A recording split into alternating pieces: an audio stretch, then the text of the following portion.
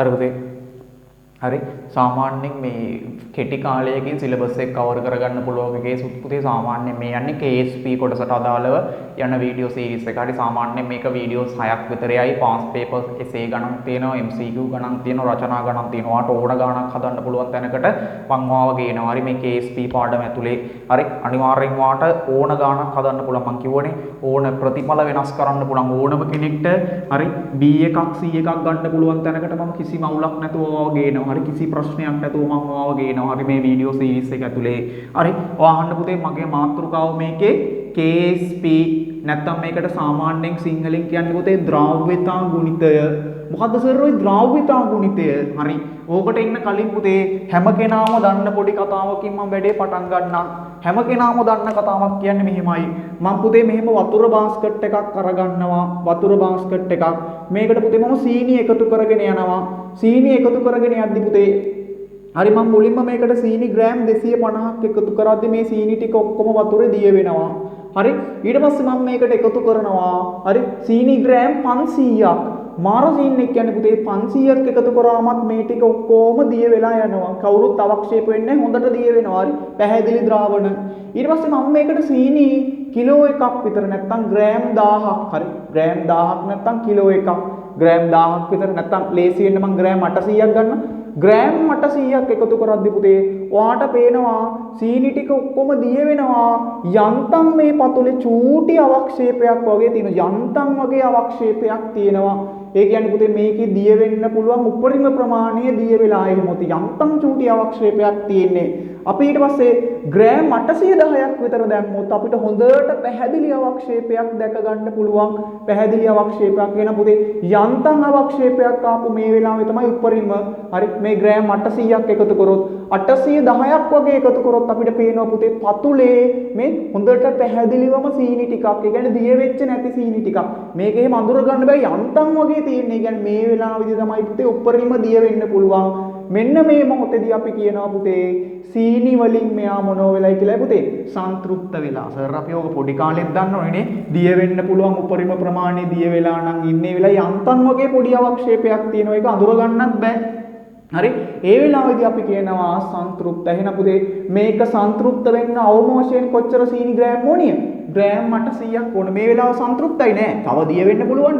Gram 600ක් දැම්මොත් ළමෙක්යි sir ඒතකොට gram 600ක් දැම්මොත් මොකෝ වෙන්නේ? ඒත් පුතේ ඔක්කොම හොඳට දිය වෙනවා. 800ට වඩා එකතු කරපු ගමන් තමයි අපිට පතුලේ මෙහෙම අවක්ෂේපයක් ගන්න පුළුවන්. 800 තමයි පුතේ මෙයාගේ දිය වෙන්න පුළුවන් උපරිම සීනි ප්‍රමාණයකට කියනවා සීනි වලින් සන්තෘප්ත වෙන්න ග්‍රෑම් කොච්චර ඕනිය? 800ක් ඕන. ඊට පස්සේ මේ ද්‍රව්‍යතා ගුණිතය කියන්නේ පුතේ ඔය වගේම එකක්. ඔය වගේම සංකල්පයක්. අපි හිතමු ඕකේ අනිත් පැත්ත. හරි මේ හිතන්නකො මෙහෙම. ඔන්න පුතේ හරි මේක පොඩ්ඩක් ගොඩාක් ළමයිට අමාරුයි. හරි ඔයා හිතන්න මේ වගේ. ඔයා දන්නවත් දන්නේ පුතේ සිල්වර් ක්ලෝරයිඩ් කියන්නේ අවක්ෂේපයක්. කවුද? සිල්වර් ක්ලෝරයිඩ් කියන්නේ සර් අවක්ෂේපයක්. හරි ඔන්න අවක්ෂේපයක් ඉන්නවා. පුතේ හරි මෙන්න මේකට මම වතුර ටිකක් දාලා දිය කරනවා. හරි මං වතුර මිලිලීටර් 500ක් දාලා හිතමු දිය කරනවා කියලා. හරි වතුර මිලිලීටර් 500ක් විතර මම වතුර ලීටර් එකක් දාලා මෙයා හොඳට කලතනවා. පුතේ අර වගේමයි මෙයා හොඳට මන්තයක් දාලා මෙයාට වතුර ලීටර් එකක් නැත්නම් ලීටර් පාවිච්චි කරද්දි කැතයිනේ ඝන ඩෙසිමීටර් එකක් විතර දාලා හොඳට කලතද්දි පුතේ මේ අවක්ෂේපයෙන් කොටසක් දිය වෙනවා. එතකොට සර් මේ අවක්ෂේපයෙන් කොටසක් දිය වෙලා මේ ද්‍රාවණයට සිල්වායන යනවා. මේ අවක්ෂේපේ හින ඉස්සර ලොකු කට්ටියක් තිබුණා. මේකෙන් කොටසක් දිය වෙලා යනවා පුතේ. දිය වෙලා කවුරු බවට පත් වෙනවද? සිල්වායන සහ ක්ලෝරයිඩ් අයන බවට පත් වෙනවා.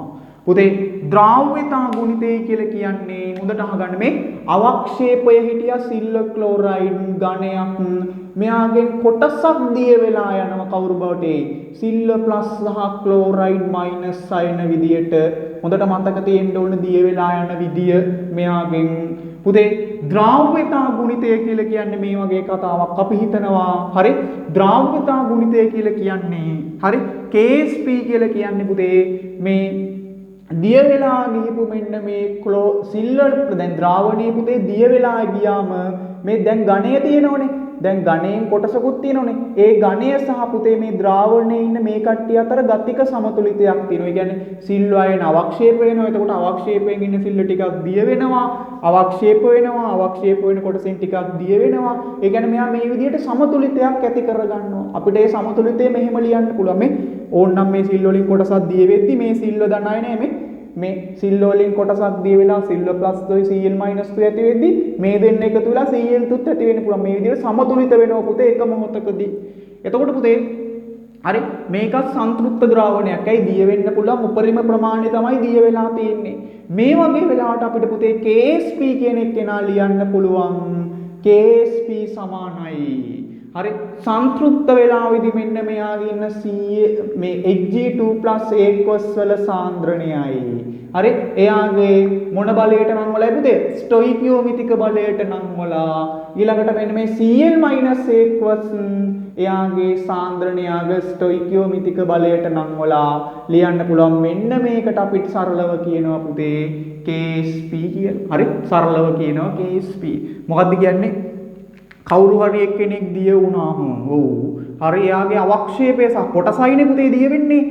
කොටසයි නම් දිය වෙන්නේ දිය වෙලා යන කොටසෙන් එයාගේ අවක්ෂේපය සහ එයා අතර හට ගන්නා වූ සමතුලිතයේදී සංතෘප්ත ද්‍රාවණයේ ඉන්න සිල් අයනයි ක්ලෝරයිඩ් අයනයි වල සාන්ද්‍රණ වල ගුණිතේ ස්ටොයිකියෝමිතික බලයට නැංවුවාම එන එක්කිනාගෙන් අපිට KSP එනවා. එතකොට ළමයිට සෑහෙන්න ප්‍රශ්න ගොඩක් එනවා සර්. මෙයාට අතිශයින්ම දරුණු කතාවක්. හරි. එතකොට ළමෙක් අහයි සර් ඇයි මෙයා මේ විදිහට භාගයට දිය උනේ?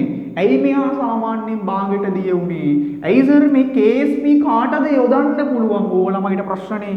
ඔව් මම මූලික අදහස් වාට ඔලුවට දීලා දැන් තමයි වැඩේ සෑහෙන්න හොඳට පටන් ගන්න. හරි යන්තම්වත් කලබල වෙන්න නැතුව අහන් ඉන්න. හරි වීඩියෝ එක අන්තිම වෙනකන් අහන් හිටියොත් වැඩේ ගොඩ කලබල වෙන්න එපා. සමහර කට්ටියට දින ඕනේ. හරි හදිස්සිය.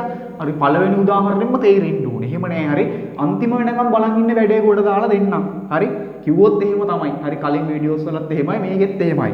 පුතේ මේ KSP කියන සංකල්පය දාන්න පුළුවන් පුතේ ඔයා දැනගන්න ජලයේ මද වශයෙන් දිය වෙන කට්ටිය සඳහා ජලයේ මද වශයෙන් දියවන ප්‍රබල විද්‍යුත් විච්ඡේදය. මේ වැඩේ හරියන්නේ පුතේ ජලයේ මද වශයෙන් දියවන ප්‍රබල විද්‍යුත් විච්ඡේද වලට විතරයි. මොනවද ඒවා? ඔයා දන්නවත් දන්නේ නැහැ පුතේ මේ. ඔයා දන්නවත් දන්නේ නැහැ මෙහෙම කෙනෙක්. සාමාන්‍ය පුතේ සෝඩියම් ක්ලෝරයිඩ් කියන කෙනෙක් ජලයේ පුතේ පූර්ණ වශයෙන් දිය වෙනවා. ඒක තමයි ඔයා විභාග ගණන් වලදී හරි ඔයා සාමාන්‍ය විභාග ගණන් වලදී ඔයා දැකලා තියෙයි. අපිට දුන්නොත් පුතේ සෝඩියම් ක්ලෝරයිඩ් වල සාන්ද්‍රණය 0.01යි කියලා මෙයා ජලයේ දිය වුණාම අපි ගණන් වලදී ගන්නව මොකද්ද? මෙයා සෝඩියම් ක්ලෝරයිඩ් වල සාන්ද්‍රණය 0.01 නම් අපි දන්නවා ජලයේ දිය වුණාම අපිට ලැබෙන මේ සෝඩියම් අයන ප්‍රමාණය 0.01යි ක්ලෝරින් අයන ප්‍රමාණයත් 0.01යි. ඇයි එහෙම දාන්න හේතුව? මෙයා පුතේ පූර්ණ ලෙස අයන වලට විඝටනය වෙනවා. ඒ කියන්නේ මෙයා සම්පූර්ණයෙන්ම කැඩෙනවා. මෙයාගේ 0.1ක් හිටියොත් මේ කට්ටියන්ගේ 0.1යි මෙයාගේ 0.1යි හම්බෙන්න ඕන. මේවා ප්‍රබල විද්‍යුත් විච්ඡේදය. හරි මේවා ජලයේ පූර්ණ ලෙස විඝටනය වෙනවා. මෙයා ජලයේ ලෙස වචනේ මොකද්ද? පූර්ණ ලෙස විඝටනය වෙනවා. හැබැයි මගේ පුතේ මේ ඔයාට ගානක දුන්නොත් සිල්වර් ක්ලෝරයිඩ් aqueous මේ විදිහට දුන්නොත් පුතේ සිල්වර් ක්ලෝරයිඩ් aqueous වල සාන්ද්‍රණය හරි සිල්වර් ක්ලෝරයිඩ් වල සාන්ද්‍රණය 0.01යි මවුල ඝන ඩෙසිමීටර් ජලයේ දිය කරොත් හරි මේ වගේ එක්කෙනෙක් ජලයේ දිය කරොත් හරි නැත්නම් මෙයාගේ සාන්ද්‍රණය 0.01යි නම් මෙයාගෙන් පුතේ සිල් අයන 0.01ක් ලබා දෙන්නේ නැහැ. ක්ලෝරයිඩ් අයන 0.01ක් ලබා දෙන්නේ නැහැ. හේතුව මොකක්ද දන්නවද පුතේ? මේවා පූර්ණ ලෙස විඝටනය වුණාට මේවා පුතේ මද වශයෙන් ප්‍රත්‍යාවර්ත ලෙස විඝටනය වෙන්නේ. අන්න ඒ වගේ සංයෝග වලට තමයි පුතේ අපිට මොනව දාන්න පුළුවන්? KSP දාන්න පුළුවන්. දැන් ළමයි දන්නවා සර් මේ සෝඩියම් ක්ලෝරයිඩ් වගේ පූර්ණ ලෙස විඝටනය වෙන ඒවට බෑ. ජලයේ මොන විදියට විඝටනය වෙන්න ඕනේ? මද වශයෙන් විඝටනය වෙනවට තමයි මොන සංකල්පේ හරියන්නේ? KSP. සර් තව ඕකට උදාහරණ නැද්ද? අපෝ තියෙනවා සිල්වර් හයිඩ්‍රොක්සයිඩ් නෙමෙයි ඇල්මිනියම් හයිඩ්‍රොක්සයිඩ් කියන්නේ ඔය වගේ කෙනෙක් හරි මද වශයෙන් දිය වෙන්නේ. ඊළඟට පුතේ තව KSP යොදන්න පුළුවන්. කැල්සියම් හයිඩ්‍රොක්සයිඩ් කියන්නේ මද වශයෙන් දිය වෙන කෙනෙක්. හරි මෙන්න මෙයා පුතේ ජලයේ මද වශයෙන් දිය වෙන කෙනෙක්. මේ කට්ටියන්ට පුතේ KSP කියන ප්‍රකාශන ලියන්න පුළුවන්. එතකොට සර් KSP මේ වගේ අගයක් ලියන්න නම් එයාගේ අවශ්‍යතාවය මොකද්ද? ජලයේ මද වශයෙන් දියවන ප්‍රබල විද්‍යුත් විච්ඡේදය වෙන්න ඕන. කවදාවත් පුතේ මේ වගේ කට්ටියන්ට බෑ මේවා ජලයේ පූර්ණ ලෙස විඝටනය වෙනවා. ඕ දැනන් ඉන්න ඕන. මෙයාගේ ඒ කියන එක අදහස තමයි පුතේ මෙයාගේ දශම එකක සාන්ද්‍රණයකින් මේ කට්ටියන්ගේ දශම එකකුයි මේ කට්ටියන්ගේ දශම එකකුයි හම්බෙනවා. හරි? ඕක තමයි පළවෙනි කතාව.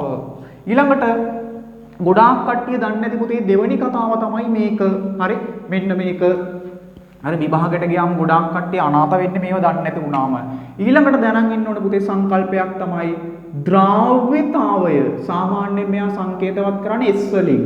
පුතේ ද්‍රාව්‍යතාවය කියලා කියන්නේ පුතේ ද්‍රාවණ ඝන ඩෙසිමීටර් එකක් තුල දිය වෙන ප්‍රමාණය. මොකක්ද කියන්නේ?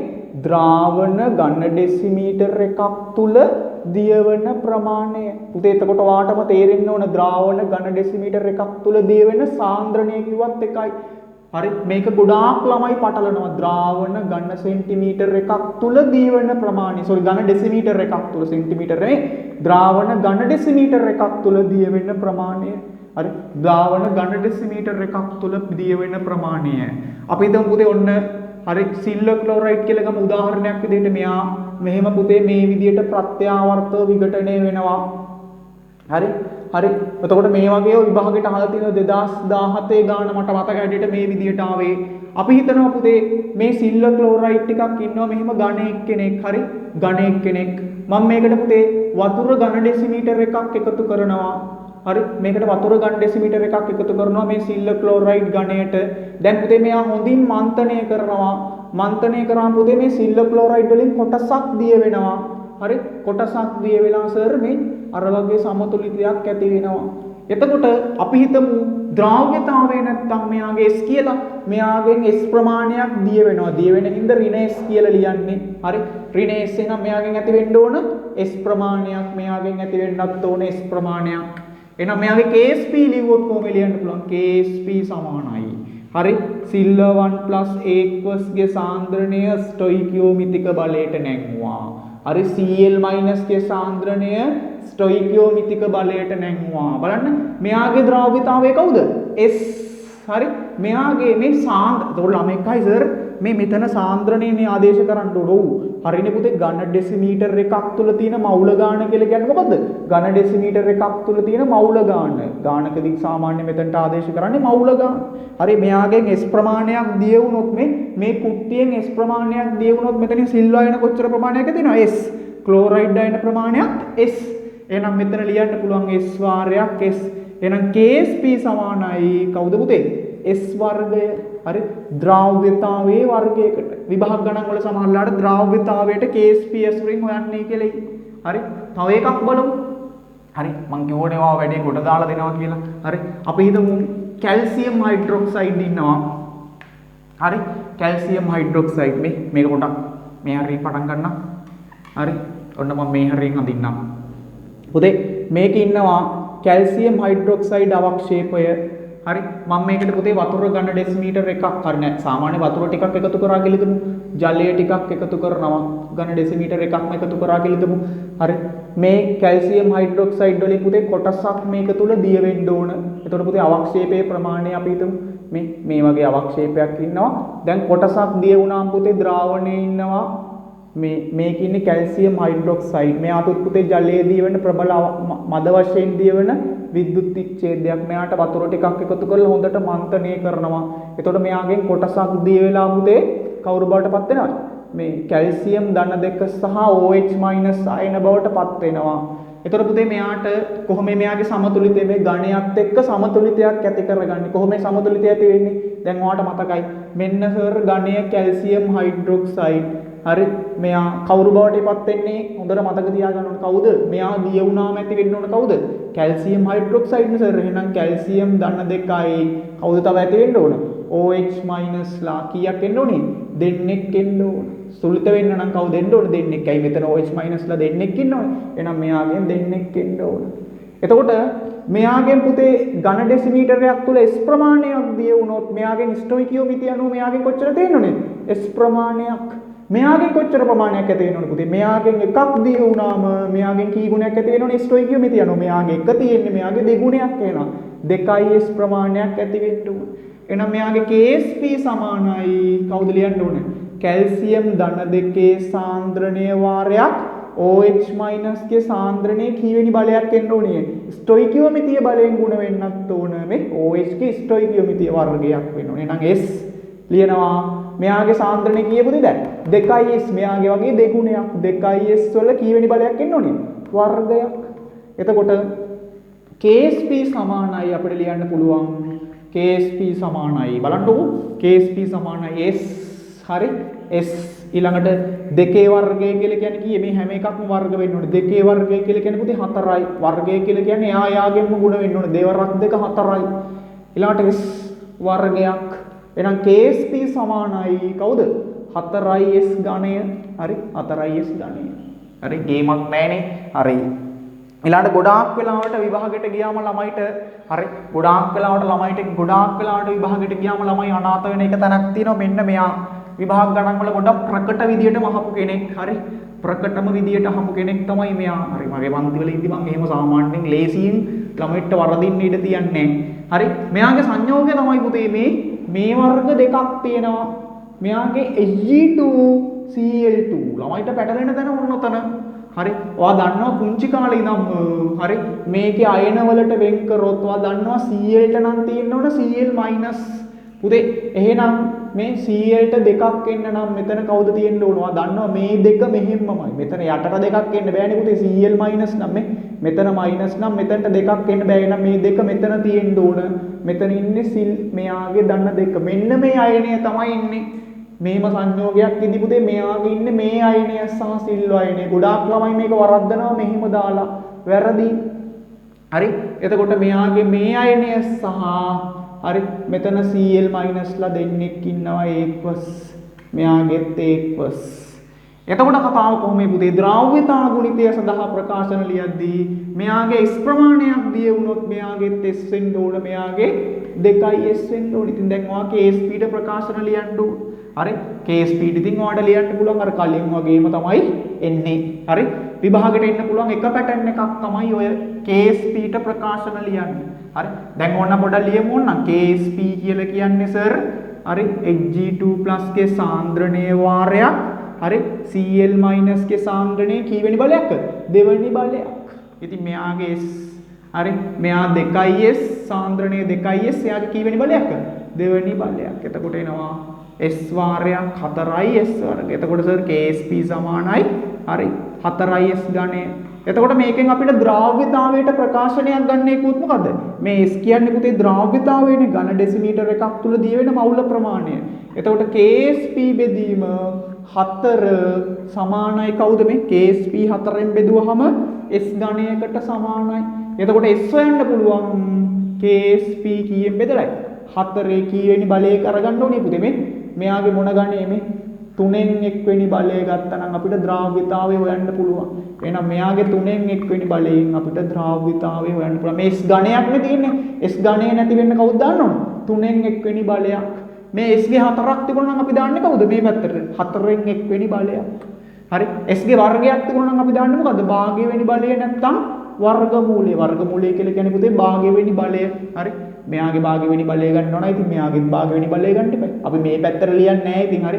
මෙයාගේ මෙහෙම 3න් 1යි කියලා ලියන්නේ නැහැ. ඒක කරලා අපි S කියලා ලියනවා. මෙතන S නම් මෙයාගේ 3න් 1 වෙනි බලය. හරි. ඔය විභාගයට එන්න පුළුවන් එක පැටර්න් එකක්. හරි. හරි. ඔය විභාගයට එන්න පුළුවන් එක පැටර්න් එකක් පුතේ. හරි. අපි තව පැටර්න් එකක් තියෙනවා ඒකත් බලමු. හරි.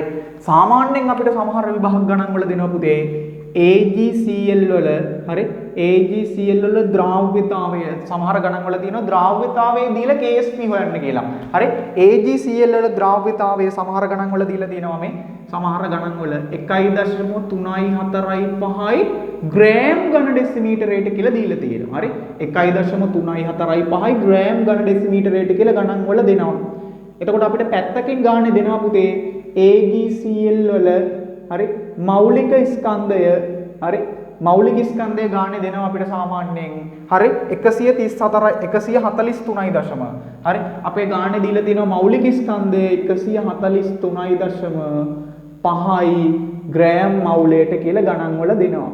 අපෙන් අහනවා පුතේ මෙයාගේ KSP ඔන්න ඔය විභාග ගණන් වල අහලා තියෙනවා. හරි අපිට දෙනවා KSP වල ද්‍රාව්‍යතාවය. මොකද පුතේ ද්‍රාව්‍යතාවය කියලා කියන්නේ සාමාන්‍යයෙන් S නේ. අපෙන් අහනවා මෙයාගේ KSP නැත්තම් ද්‍රාව්‍යතා ගුණිතය. ඔය ගාන හදන්න කලින් අපි ඉස්සෙල්ලා මෙයාගේ ප්‍රකාශනය ලියන් එන්නකෝ. සර් AgCl කියන්නේ ජලයේ මද වශයෙන් දියවන ප්‍රබල විද්‍යුත් විච්ඡේදයක්. එහෙනම් සර් අපිට මෙහෙම ලියන්න පුළුවන් මෙයාගේ ද්‍රාව්‍යතාවය. හරි මෙයා සංතෘප්ත වෙලාවේදී හරි මෙයා සහ මෙයා බවට පත් වෙනවා. හරි මෙයා බවට පත් වෙනවා. සර් ද්‍රාව්‍යතාවය කියලා කියන්නේ ඝන ඩෙසිමීටර එක දිය වෙන ප්‍රමාණයනේ. අපි හිතමු සර් මෙයාගෙන් S ප්‍රමාණයක් දිය වුණා කියලා. හරි එහෙනම් ඝන ඩෙසිමීටර එක මෙයාගෙන් S ප්‍රමාණයක්. එහෙනම් මෙයාගෙන් කොච්චර තියෙනවද? S මෙයාගෙනුත් S.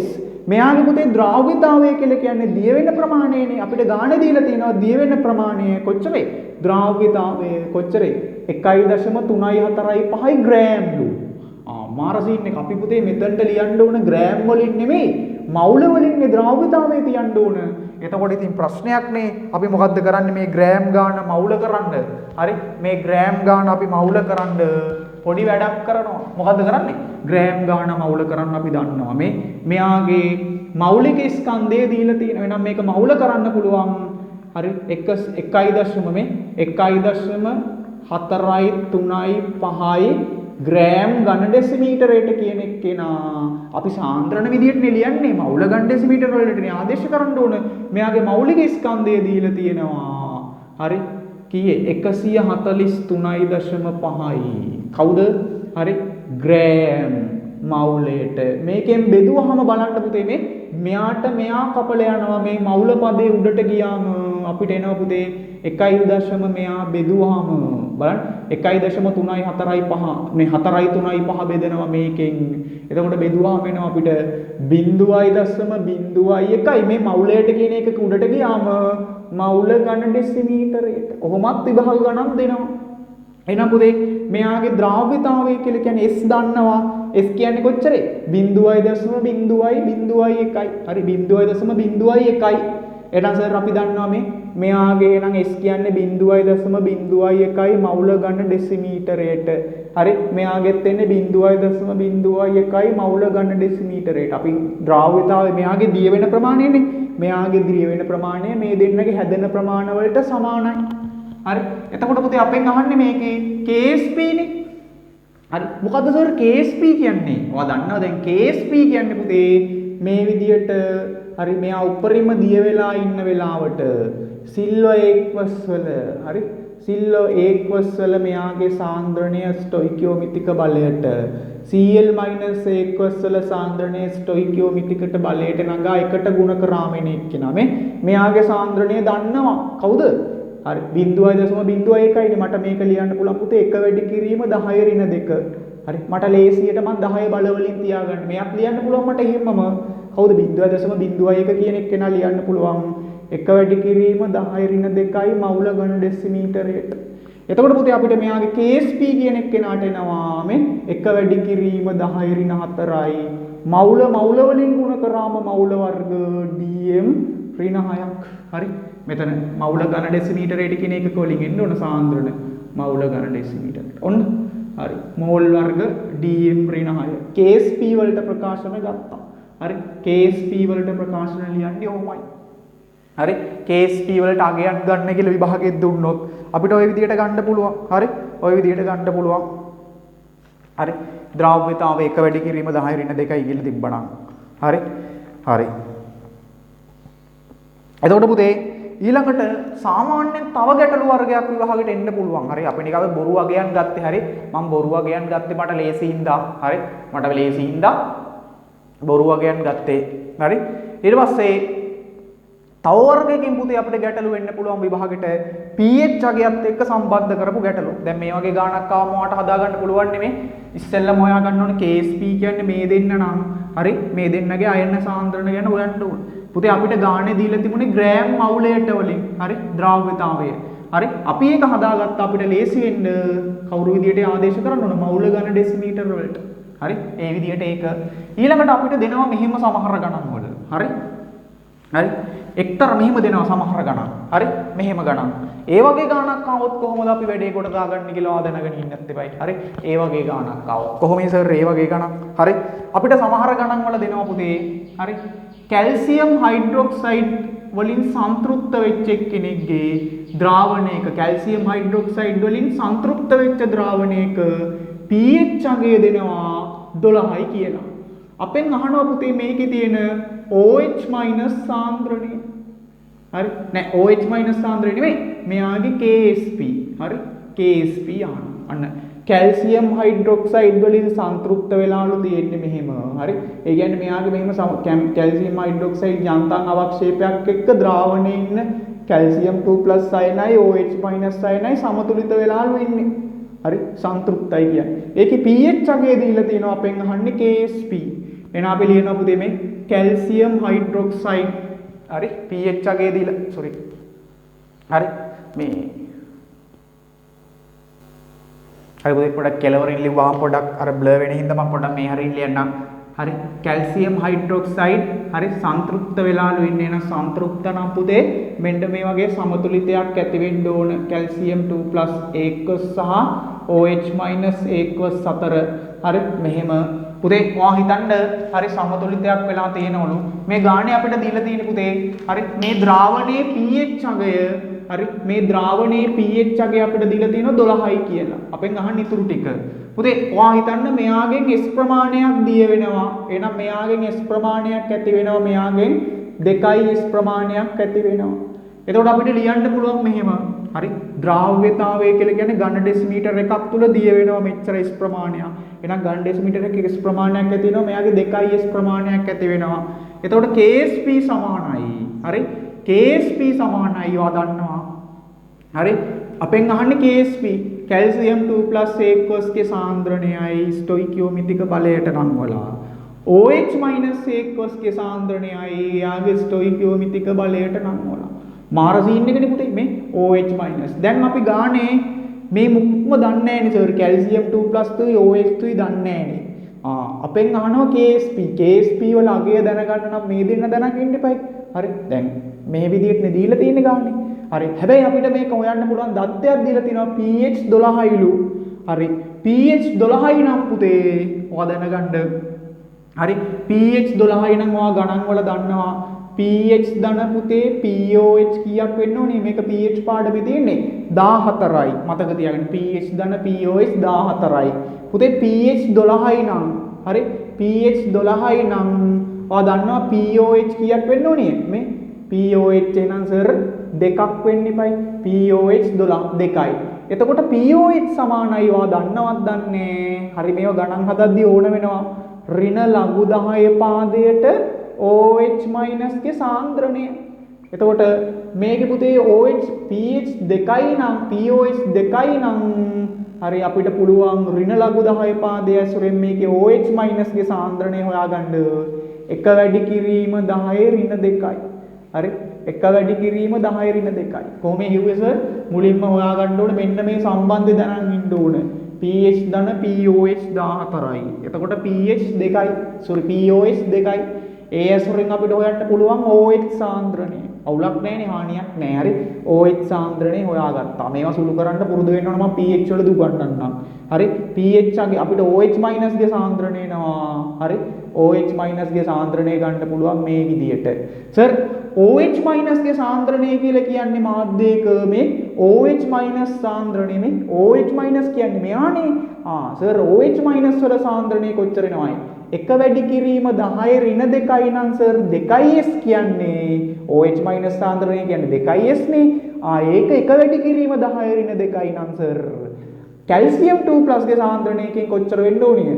භාගයක් වෙන්න ඕනේ. අයි පුතේ මෙයාගෙන් S ප්‍රමාණයක් හැදෙද්දි මෙයාගේ 2S ප්‍රමාණයක් හැදුණානේ. එහෙනම් පුතේ මෙයා හැදිලා තියෙන්න ඕනේ එක වැඩි කිරීම 10 ඍණ 2ක් නම් එයාගෙන් කොච්චර ප්‍රමාණයක් කැල්සියම් ඉන්න ඕන? භාගයක්. එහෙනම් පුතේ එනවා එක් භාගයයි කියලා කියන්නේ 0.5 වැඩි කිරීම 10 ඍණ 2යි. 0.5 වැඩි කිරීම 10 ඍණ 2යි. එතකොට අපිට KSP ලියන්න පුළුවන්. දැන් දන්නවා ඉතින් KSP ලියන්න. දැන් ගේමක් නැහැනේ. කැල්සියම් 2+ දන්නවා. 0.5 වැඩි කිරීම 10 ඍණ 2යි මවුල ඝන ඩෙසිමීටරයට. හරි. ඒක ಗುಣ වෙන්න ඕන. OH මයිනස් කියන්නේ එක වැඩි කිරීම 10 ඍණ 2යි නෙමේ ගාන හෙව්වනේ. OH මයිනස් එක වැඩි කිරීම 10 ඍණ 2යි මවුල ඝන ඩෙසිමීටරයට. එයාගේ කීවෙනි බලයක් එන්න ඕනේ පුතේ? වර්ගයක් එන්න ඕන. එතකොට අපිට ලියන්න පුළුවන් මේ 0.5 වෙනුවට මට ලියන්න පුළුවන් ඕනනම්. හරි. 0.5 10 ඍණ 2 මවුල ඝන ඩෙසිමීටරයට. හරි. මෙයා වර්ග වුණොත් මේ එක වර්ග වුණොත් එකම තමයි පුතේ. හරි. මේ ඍණ 2 වර්ග වුණොත් ඍණ 4යි. මෙයා වර්ග කරොත් මෝල් වර්ග dm ඍණ 6. එතකොට අපිට ලියන්න පුළුවන් මේ බල ගත්තාම මේ 0.5 වාරයක්. හරි. 0.5 වාරයක් මේ 10 බල එකතු කරන්න පුළුවන් 10 ඍණ 6. ඊට පස්සේ මවුල ඝනය හරි dn ඍණ 9. හරි. මවුල ඝනය dm ඍණ 9. ওই විදිහට ලියන්න පුළුවන්. ඕනනම් තව ළමයට පුළුවන් 5 වැඩි කිරීම 10 ඍණ 7යි කියලා උනත් ලියන්න. මේ ඕන පිළිතුරක් හරි මේ විභාගෙට එන්න පුළුවන්. pH වලින් ආවොත් ලියන්න පුළුවන් ගණන්. හරි. සමහර වෙලාවට පුතේ මාධ්‍යයේ pH අගය දීලා අපෙන් හරි ප්‍රශ්න අහනවා. ඒ වෙලාවට ඔක දැනන් ඉන්න ඕන. හරි. මාධ්‍යයේ pH අගය දීලා ගාණක් දුන්නොත්. හරි. මේකත් ඔයා දැනන් ඉන්න ඕන. හරි. තව එක චූටි තීරියක් තියෙනවා මතක තියාගන්න. ඒක පොඩ්ඩක් අහගන්න. හරි. මේක පුතේ පොඩ්ඩක් හදවත වගේ තීරියක්. මේක අවක්ෂේප වීම සඳහා තියෙන අවශ්‍යතාව. පුතේ වා හිතන්න මම මෙහෙම බාස්කට් එකක් අරගෙන මේක පුතේ හරි මේකේ සිල්වර් ක්ලෝරයිඩ් අවක්ෂේපයේ තියෙන්නේ.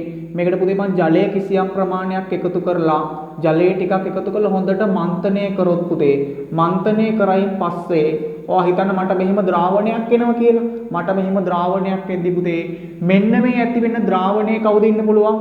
සිල්වර් 1+ අයනයි ක්ලෝරයිඩ් අයනයින් ඉන්න පුළුවන්. දිය වුණොත් කොටසක් දිය වෙද්දී අයන බවට පත් වෙනවා. මෙයා ඝන කවුරු බවට පත් වෙනවා? ජලීය අයන බවට පත් වෙනවා. පුතේ වැරදිලා හරි මේ අයනවල සාන්ද්‍රණය මේ බලන්න මේ අයනවල සාන්ද්‍රණයාගේ ස්ටොයිකියෝමිතික බලයට නම් වල ගුණ කරලා ලැබෙන ගුණිතය හරි KSP ට වඩා පුංචි වුණොත් මේකට කියන පුතේ අයනික ගුණිතය. හරි. මේකට කියනවා අයනික ගුණිතය. මේ අයනවල ගුණිතයට කියනවා අයනික ගුණිතය. මෙයාට කියනවා පුතේ නමක් KSP වලට කියනවා ද්‍රාව්‍යතා ගුණිතය. KSP යගයට කියනවා ද්‍රාව්‍යතා ගුණිතය. පුතේ වැරදිලා හරි අයනික ගුණිතය මේ අයන වලින් ලැබෙන සාන්ද්‍රණවල ගුණිතය ද්‍රාව්‍යතා ගුණිතයට වඩා පුංචි වුණොත් ඒ කියන්නේ අයන වල සාන්ද්‍රණවල ගුණිතය ස්ටොයිකියෝමිතික බලයට නම් වලා මේ ද්‍රාව්‍යතා ගුණිතයට වඩා පුංචි වුණොත් පුතේ කවදාවත් අපිට අවක්ෂේපයක් එන්නේ නැහැ. අවක්ෂේප නැත. හරි. වැරදිලා හරි KSP අගයයි මේ දිය වෙලා එන අයනවල ගුණිතයයි අයනවල සාන්ද්‍රණවල ගුණිතය ස්ටොයිකියෝමිතික බලයට නැංගුවාම එන එක්කෙනයි මේ අයනවල ගුණිතය KSP වලට සමාන වුණොත් මේ වෙලාවේදී පුතේ යන්තම් අවක්ෂේපයක් වෙනවා. හරියට අර සීනි 800ක් දී කරේ ඒ වගේ යන්තම් අවක්ෂේප වෙන්න පටන් ගන්න මොහොත යන්තම් අවක්ෂේප නැත්තම් අවක්ෂේප වෙන්න පටන් ගන්න මොහොත කියලා කියනවා මෙයා. හරි මොහොත. එතකොට මෙයාගේ වුණොත් පුතේ මේ වැරදිලා හරි මේ අයනවල මෙන්න මේ අයනවල ගුණිතය නැත්තම් අයනික ගුණිතය KSP වලට වඩා ලොකු වුණොත් නම් ගේමක් නැතුවම අපිට කියන්න පුළුවන් මේ අයන දෙන්නගේ ගුණිතය වැරදිලා හරි KSP වලට වඩා වැඩි නම් ගණන් හදලා බලද්දී හරි අනිවාර්යෙන් මෙයා කවුරු බවටපත් වෙන්න ඕනේ පුතේ අවක්ෂේප වේ. එතකොට ගානකදී කවුරු හරි එක්කෙනෙක් අවක්ෂේප වෙනවද නැද්ද කියලා තීරණය කරන්න පුළුවන් මොන දිහා බලලයි පුතේ අයනික ගුණිතය සහ KSP ඇසුරින් නැත්නම් ද්‍රාව්‍යතා ගුණිතය ඇසුරින්. කාගේ හරි පුතේ අයනික ගුණිතය ද්‍රාව්‍යතා ගුණිතය ඉක්මවලා ගියොත් අනිවාර්යෙන්ම මේ අයනික ගුණිතය ද්‍රාව්‍යතා ගුණිතය ඉක්මවලා ගියොත් අනිවාර්යෙන්ම මෙයා අවක්ෂේප වෙනවා. අවක්ෂේප වෙන්න පටන් ගන්නෙ පුතේ මෙන්න මේ සාන්ද්‍රණයේදී අවක්ෂේප වෙන්න පටන් ගන්නෙ මෙන්න මේ සාන්ද්‍රණව මෙන්න මේ මොහොතේදී. ඒතර විභාගයේදී අවක්ෂේප වෙන්න පටන් ගන්න මොහොතක් ගැන හෙව්වොත් අනිවාර්යයෙන්ම අපිට මේ සූත්‍රය දාලා ගාන හදන්න පුළුවන්. අපි සාමාන්‍යයෙන් KSP වලට මෙයානේ ලියන්නේ. හරි අවක්ෂේප වෙන්න පටන් ගන්න මොහොත. හරි මේ විදිහට තමයි පටන් ගන්න මොහොත. එතකොට ඔන්න ඕකෙන් තමයි පුතේ අවක්ෂේප සම්බන්ධයෙන් විභාගයට ඕන ගැටලුවක් හදන්න පුළුවන්. පාස් පේපර්ස් ගණන් ටිකක් හදලා ඉතුරු තියරිය අහුවෙද්දී ඔයාලට ওই ටික ඔක්කොම කොට දාගන්න පුළුවන්. හරි? බය නැතුව ඉන්න. හරි අන්තිම තියරි ටිකෙන් වැඩේ කොට දාගන්න පුළුවන්. කලබල වෙන්නේ නැතුව පාස් පේපර්ස් ගණන් ටිකක් බලන්න. මොනවා හරි අවුලක් තිබුණොත් මට කියන්න. හරි? හරි.